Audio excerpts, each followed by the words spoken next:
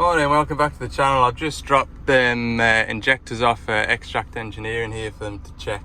But when I went in there was injectors lying everywhere. There was fuel pumps sat, and he looked a bit busy. Well, he said he was busy, so he's not going to get a chance to look at those injectors till later in the week. So I'll have to phone the customer and let them know that it'll be back end of the week before we before we're looking at going back down to that machine and hopefully sorting it out. But yeah, when I put the video together last night, I noticed that I didn't really explain very well at all, to be honest with you, how the common rail system works and why I was looking for a camshaft signal and a crankshaft signal and other bits and pieces. So when I go back to the machine on, hopefully it'll be Thursday or Friday, we'll see. When I go back to the machine, we'll talk a bit more about that, because it's a common rail engine, and it's different to a sort of mechanical injection system. So yeah, we'll talk a bit more about that. So kind of dropped the ball yesterday with sort of explaining things, and it is what it is when you're on site and the machine won't start and there's folk sort of wanting to be getting on and they can't because the machine's laid up. You're under a little bit of pressure there. I think from what I've gathered, they're gonna hire a machine in the interim while that machine's parked up. Which isn't ideal, but it is what it is. Right, it's 8:30 now. I'm gonna blast through to the yard. I've got that dumper to weld up, and I'm gonna PDI that brand new DX85 and also that DX27. That's to do today. Both machines need a green beacon, and both machines need hitches fit into them. So yeah, we'll go and do that now. Right, 6-ton dumper. The plan is to heat along here, get it nice and warm. Sledgehammer, hammer that down, weld the seam and weld along it, and if I can find a bit of flat plate to kind of go across there, I'll put it in. If not, then I'll just leave it. I've just to patch it up, so it doesn't have to be perfect. That's what I'm told.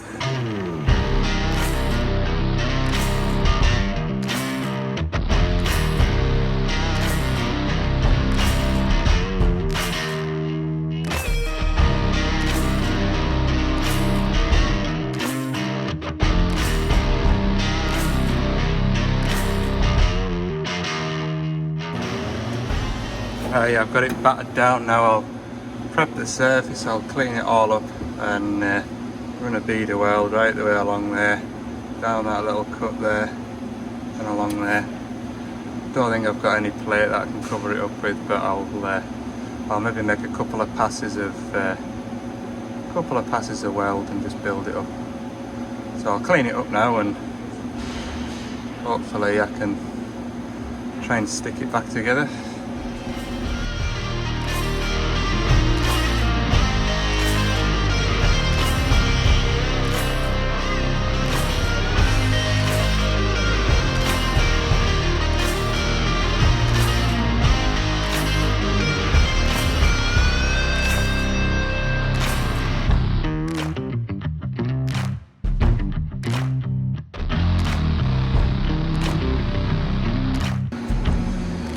Right, that's it all stuck back together.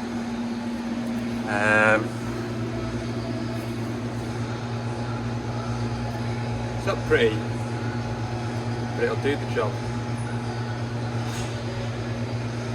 I told you, I am not a welder, and fair play to welders and fabricators, because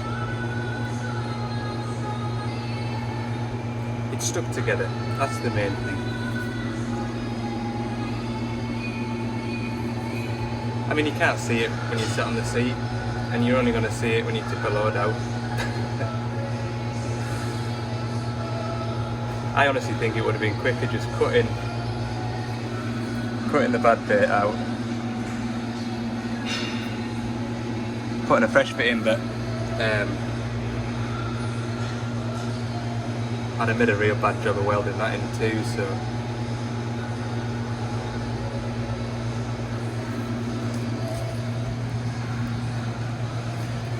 That's not good. Anyway, it's serviceable. Anybody watching this, don't get me to do any welding if you want it to look nice. Right, chuck this dumper back up the yard and I'll go and fetch what's first. 8.5 tonner to PDI first. Pack up the welder first though. Right, musical machines. Well, I've had this in the workshop. There's a rake being put there where I had it parked. I need that machine out of there. I think someone's dropped this off as well, look. This is from us, look. I think our wagon's been in the yard and dropped that rake off and this shovel off and picked up that 55 that I PDI'd last week, and it's getting delivered. So this is a class loading shovel built by Lieber. I don't know an awful lot about these, but what I have noticed is the ground clearance is immense.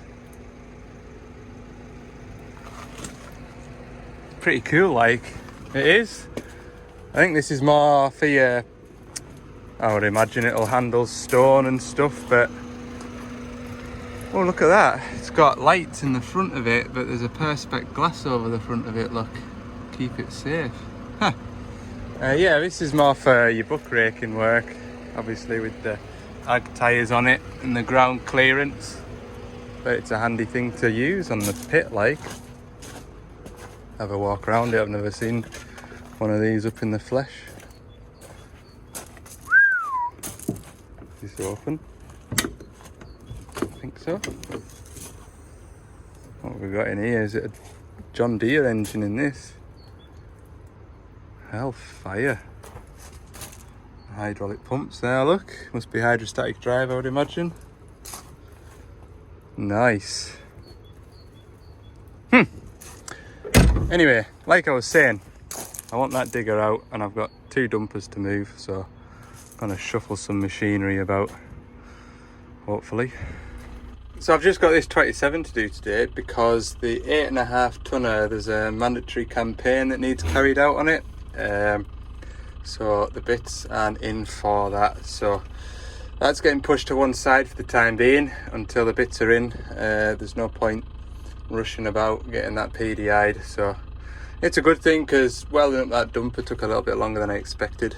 So it means I'm not rushing this as well, which is only a good thing. So I'll put this one in the workshop and then park everything else back up. Yeah.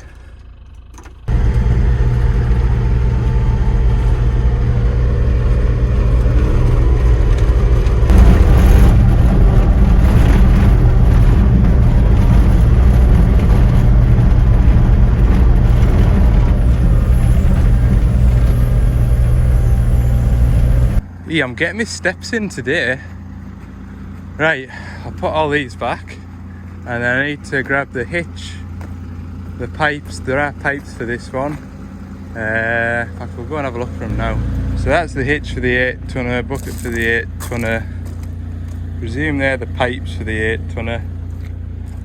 This is my 2 tonner stuff. There's the hitch, and I think, yeah, we've got pipes in there. Sure they look right, maybe not. We'll see. We'll see. It could be. Yeah, they're 8th BSP going into there, so they'll be right. Good. Right, musical machines again. Get everything moved about. The most awkward little pipes to get on. I'm telling you now, when this hitch is fitted to the machine, changing and tightening these pipes up is almost impossible. Get on now. Good. One down, one to go. I tell you, fiddly. There, we've got to start. That one wasn't easier. That other one, I struggled to get it started. Run it up as much as you can with your fingers, because if it's the spanner all the way on, it takes ages. Right, I'll persevere and then we'll go and offer it up to the machine. Right, I've got these seals to go on between the hitch and the dipper arm and the H-link, so put them on. Take these plates off, put the pins on. Get them off and all. I'll have to get a bucket to drain that oil because you can't depressurise them, so you just crack them off and let them run out.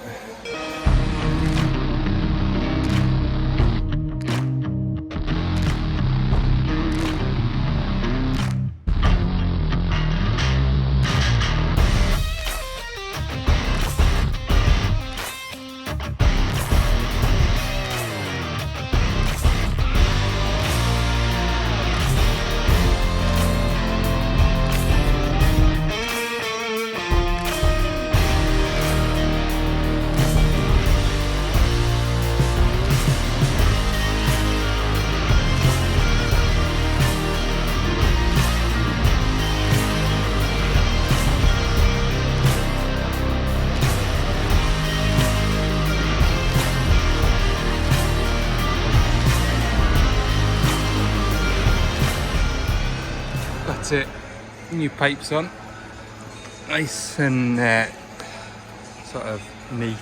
I can't keep them on this side of the H-link because of the fittings. If they were banjo fittings I'd maybe try that. Because the pipes are pointing straight down, it's probably the best option having them kicked out of here. They're not touching the H-link, that should be nice and neat. They don't stick out too far either.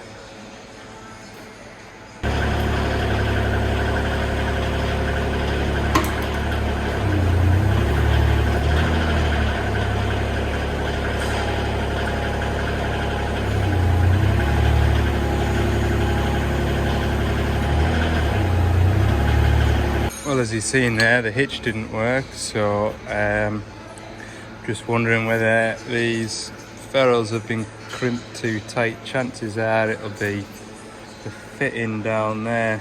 I bet that 8th ferrule's been crimped too tight and it's blocked it off. Get a drill bit and poke it down there and see. Because everything seemed to be working other than the hitch didn't move. Well, that was a pain in the backside and a waste of, not a waste of time. I know the pipes, I can blow through the pipes. So I get to fiddle on putting them back in there now. Don't know why that hitch isn't working. I don't know why that hitch isn't working. Not straightforward, is it? Should just be a half-hour job, this. Right, we'll persevere.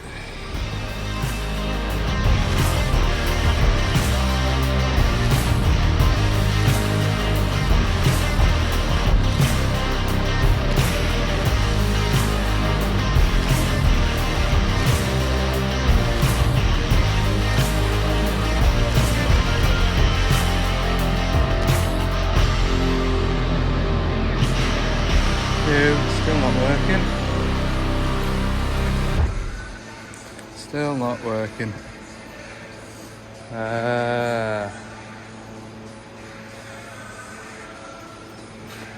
Take these pipes off, put them into a bucket and see what happens.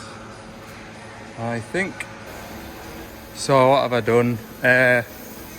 Took these pipes off down here, swapped them over so when you start the machine the hitch should open. It doesn't.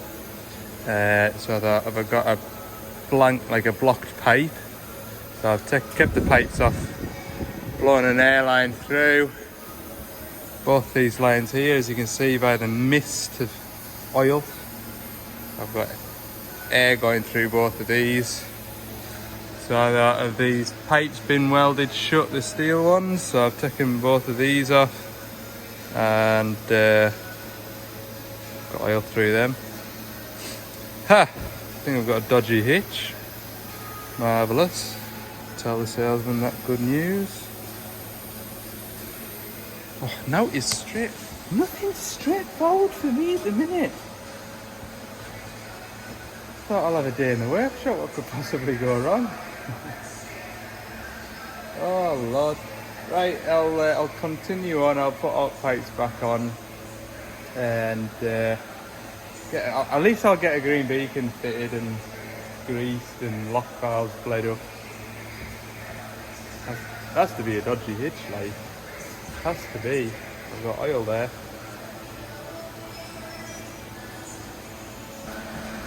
we've got another 27 in the yard, a new one. I'm going to bring it round. I'll put the pipes from it onto there. I'll work the hitch from the other 27. If that hitch doesn't work on the other 27, common denominator is that hitch surely. Unless both 27s have the same fault, which chances are slim surely. Just, I can't leave it alone. I need to find out. Right, I've attached the two machines together. Whatever I do, I don't want to lift this boom up. If anything, I want to lower it slightly, but by rights, if it's the machine, that hitch should work. If it's the hitch, then the hitch won't move. Okay?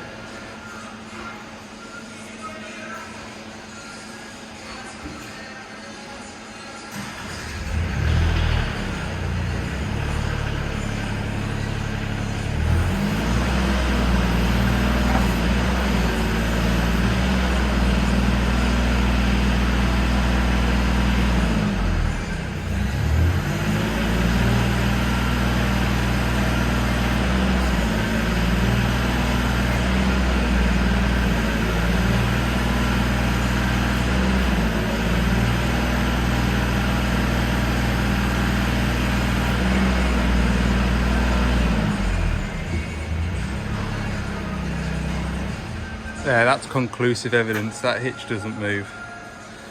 Why that is, I don't know. We've got another one in stock. I've just had a look up the yard and that's when I came up with the idea to use another machine. We don't have another hydraulic hitch in stock at Carlisle. So I'll make a phone call to the salesman, give him the good news and go from there. So we've got another hitch in stock at one of our other depots, so I should be getting that tomorrow. I've got a day's servicing tomorrow, hopefully. So I should get back to the yard at like 2 or 3 o'clock would be nice. And then I'll just spend an hour putting that hitch on. But to be fair with you now, it's after 3 o'clock and so I think I'm going to get the green beacon fully mounted. I'm ready to go home now. Just feel like I haven't got much done today and I was kind of hoping I'd get a lot done today. So what am I doing now? I'm just got to bleed this lock valve. So what I'll do, obviously you can hear the engines running.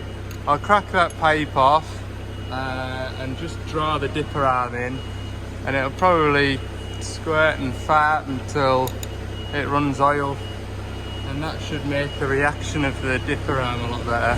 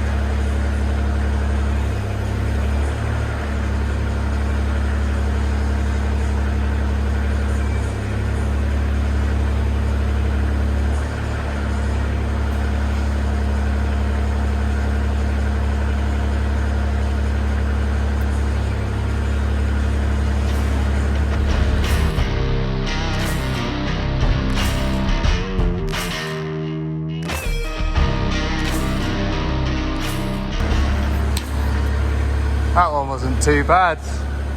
I don't even think I spotted any air coming out of that. Right, I need to do the same again on the main lift ram. What do I do with my 13mm? Oh lord. Oh, it's in my pocket. Ha!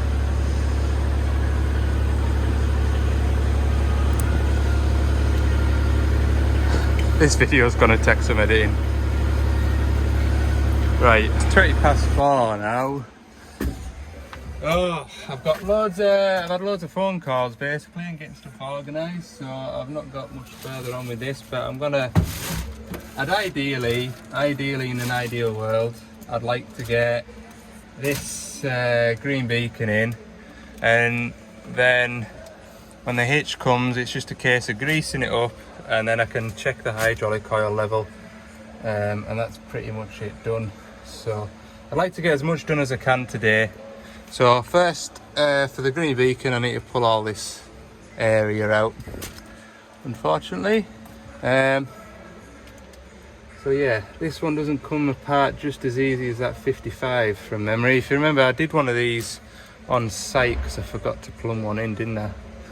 So I think I had take the radio out, take them bolts out. I'll remember when I start taking it apart, so I'll try and set you up on a time lapse if I can, and go from there.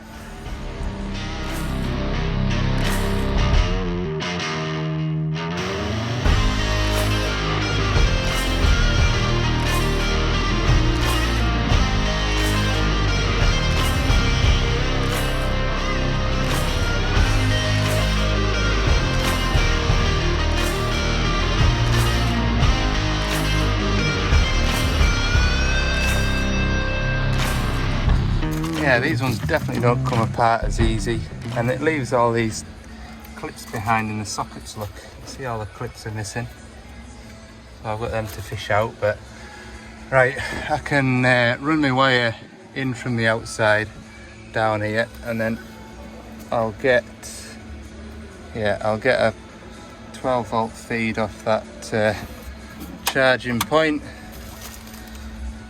I mean, like I say, time's getting on now, but even if I can just get all the wiring running, that is literally half the fight, so we're getting there. So that's all going in pretty quickly now. I've got the wire piggybacked off the back of that switch.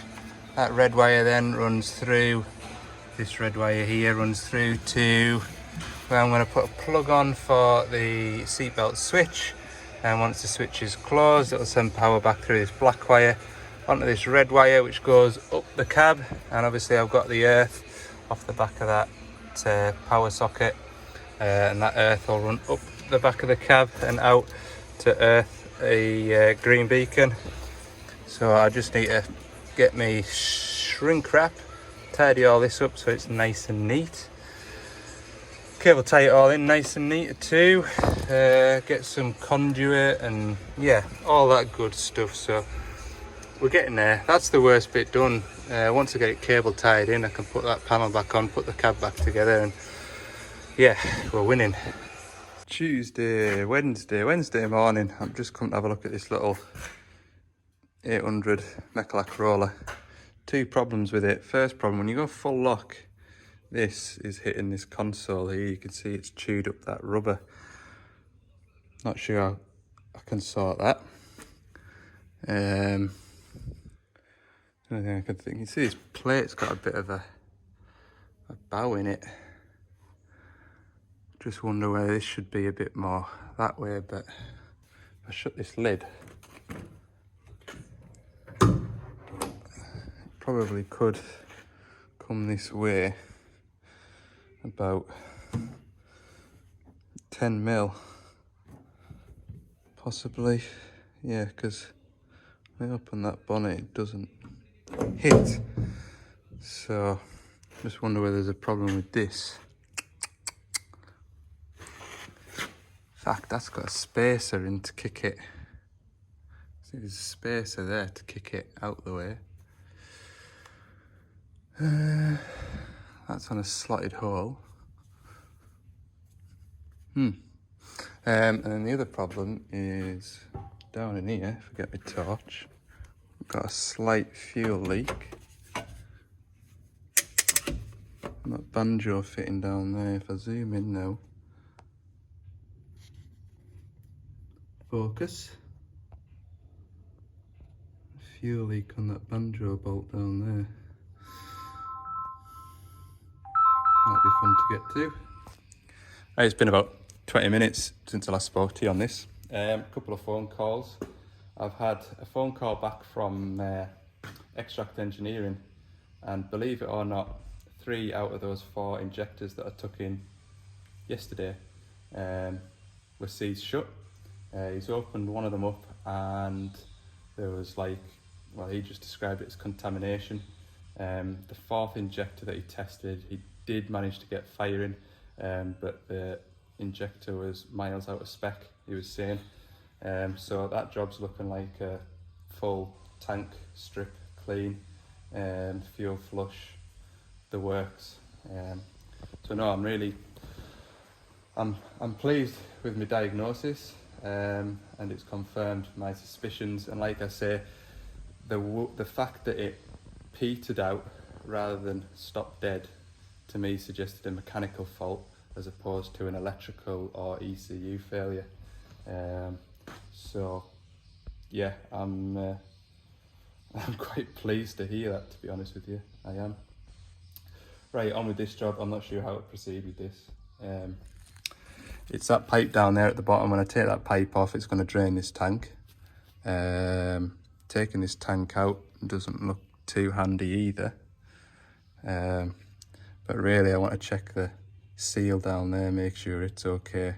I'll check this tank that it's not cracked or out stupid. So that's what I'm going to have to do, is try and pull this tank at least up with that pipe still connected.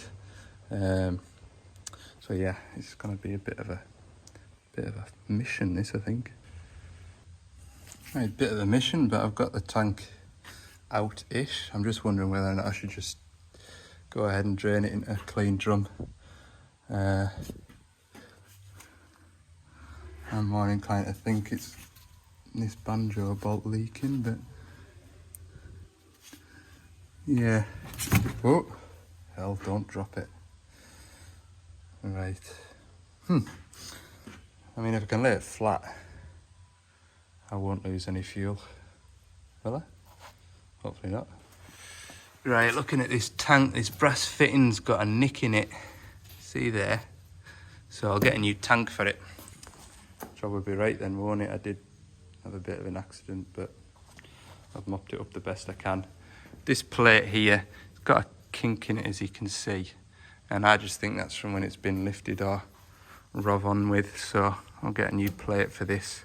Hopefully when it's spaced out like that there, it'll sit further away from here. Try and look at getting a fresh rubber cover for this too. I've got a bit of a shopping list to get for this, but it wants to be right. It's brand new, like, so. I did remember seeing that mark. Not as bad as that, but I saw a mark on there and I just thought that's where it'd been chained up, like, so. Yeah, maybe should have investigated it further, but sometimes you just don't know any better, do you? So I'll know to look for that next time. Right, pack up and we'll go and do some servicing for the rest of the day. So, 140 LCR-7. This is a 500 hour, well, yeah, 500 hour plus a first service, so basically a 500 hour plus a return filter. I've just tracked it up the site onto this clean bit where I've been told I'll be out the road. First thing I've noticed though is there's a lot of water in that bowl. So I'll let the owner know about that. It's not causing an issue because when that water gets to a certain height it'll put a light on the dash. But definitely something to be aware of. Perhaps he needs his Bowser cleaning out. Right, we'll crack on. So I had to collect the keys for this because this has obviously got the key fob carry on. I had to collect the keys from the site manager's office, which is over there. So I have to make sure I've got my high vis on and my bubble hat. Makes my head look like a blooming cartoon character. Never know. So it might fall from the sky like. Anyway, rules are rules. Right, I dropped some, I dropped the engine oil first on these, don't I, because they take a while. Get my little pipe, we'll get set off doing that and I'll come back to you when I'm doing the filters. Right, it just goes to show you, the filter does do its job, but really what I'd be recommending at the very least is the operator draining this tap fairly regularly until the water's all gone at least, and definitely getting a look at their fuel Bowser because they've got their own Bowser on site, which I noticed. So Doesn't look in bad shape either, the Bowser, to be fair, but you don't know what's going on inside.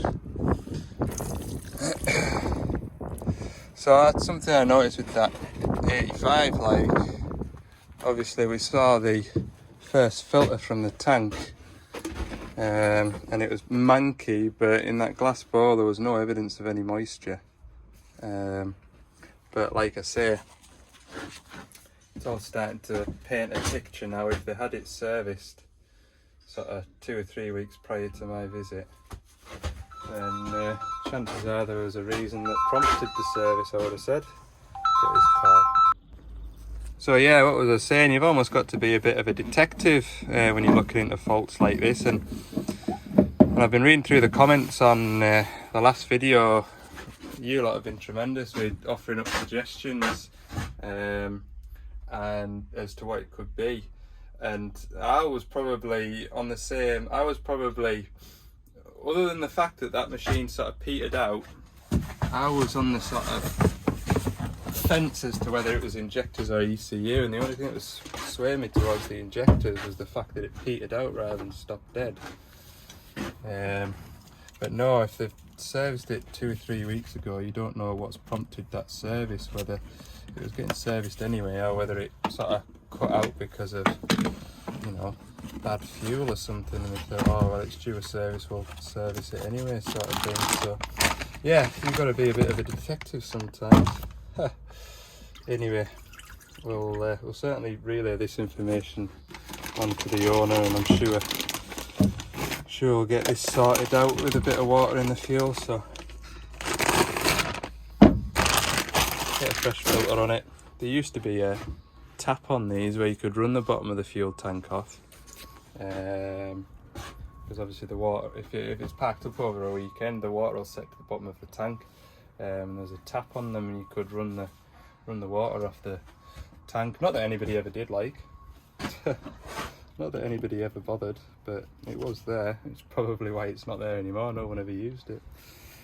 So, right, we'll get this filter spun on and get the next 2 done in that engine bay. Before I've gone to put that filter on, I've noticed, don't know how well you can see it, but there's a bit of muck just sticking out from there. So I'm going to take this filter head off now and clean it out. Hopefully it's just a little bit, but again, fuel. Some folk just well, I suppose you don't know any better till something happens, do you? But yeah, clean this filter head out now. Yeah, you can sort of see the extent of the build up there now that it's on its back. Oh yeah, look, see all that, marvellous. Yeah, I know you've probably seen me clean these out half a dozen times, and it does seem like a common thing, but to be honest with you, I'd rather that was a common fault, because it's easy remedied, it's easy sorted. You'd much rather the muck collect there than some sort of orifice on the high pressure fuel pump that you can't get to, and you know, especially on a zero tail swing, you'd much rather the fault happen somewhere like that where it was handy to get to. So I mean, I know all the way from the early DXs they've had this same style of filter head on, and you know, low fuel pressure, this is my go-to spot to start fault finding, and 80% of the time it's where the low fuel pressure fault starts at, like. So you don't mind when it's a straightforward thing like this. Right, I'll get some bits and pieces, take that off and flush it all into this gallery here. Flush it into the gallery and clean it all out. There you go, look. That is what was sat in the inlet into the filter head. So it's all clean now. I'll pull this back now. It's immaculate. Just sat in there. And that could quite easily cause a low rail pressure fault code. It would definitely present itself when I started bleeding that fuel filter up and start pumping on that, because what happens is that muck keeps that flap open. You just end up pumping fuel backwards and forwards rather than pumping it through the system.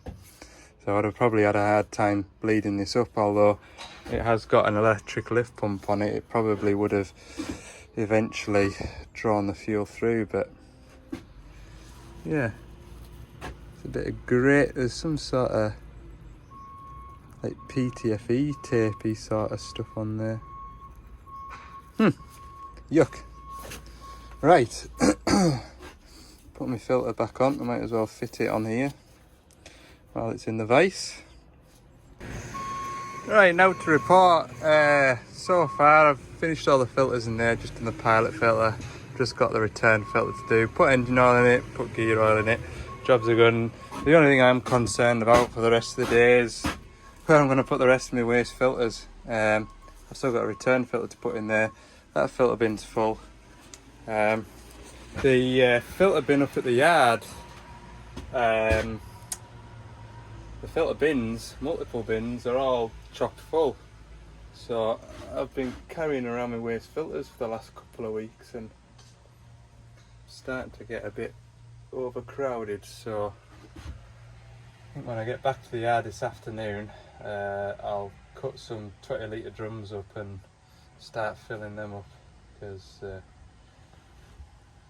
I don't want a load of filters carried around, and when I get too full they'll spill over and I'll have oil all over my floor. Right, return filter, and I'll probably catch you once I've finished the service now. Right, that's the machine started. I'll just reset the service clock, user menu. Yeah, it's a little later in the day than I would have liked it to have been, but it is what it is. 20 past 1. I've only got one more service to do, which I'll definitely get done, but I don't think I'll have as much time at the yard as I expected to this afternoon. So yeah, that's everything. Everything reset. Now we're going to pack this up, leave the key with the site manager, and head on to the next one. Oh hell, it's raining, look. I thought I was doing well today to avoid these showers. Typical. Anyway, it's just a 500-hour service. Anybody, I'm just having my lunch. Do you get them down south? XL cheese crisps. They are the king of crisps, them. Don't normally have crisps in my vape box, but we had some in the cupboard, so I thought I'll pinch them before anybody else in my house gets them. They are good. They are very good. Somebody told me it's just a northern thing or a Cumbrian thing, I'm not sure. XL cheese. Very good. Right, I'll have a couple of sandwiches and I'll drop some oil on this digger. Hopefully. Service finished, and by it's put some rain down. I'm not too bad. I've worn that boiler suit there, but that puddle wasn't there when I started servicing that machine. 10 to 4 now. Is that going to stay there? 10 to 4 now, so I'm going to head back to the yard. No, I'm not. I'm going to head home because I'll be passing my house on the way to the yard, so might as well just call it a day at 5 o'clock. But yeah, I'll round that video up at that for today, because I think I've probably talked a load of nonsense for long enough, to be fair. Hope you've enjoyed the video. Thanks for watching. If you have, let me know by giving it a thumbs up, and if you haven't already, click the subscribe button, because 48% of you haven't subscribed. And there was a question in one of my comments: how much does it cost to subscribe? Subscribing is completely free. It just means that when you click the subscribe button, it helps me and my channel out. It helps the channel spread wider, and yeah, it doesn't cost you out. Like, it just means that you get a little notification when a new video of mine pops up, which at the moment is every Tuesday, Thursday and Saturday. So yeah, right, see you in the next one.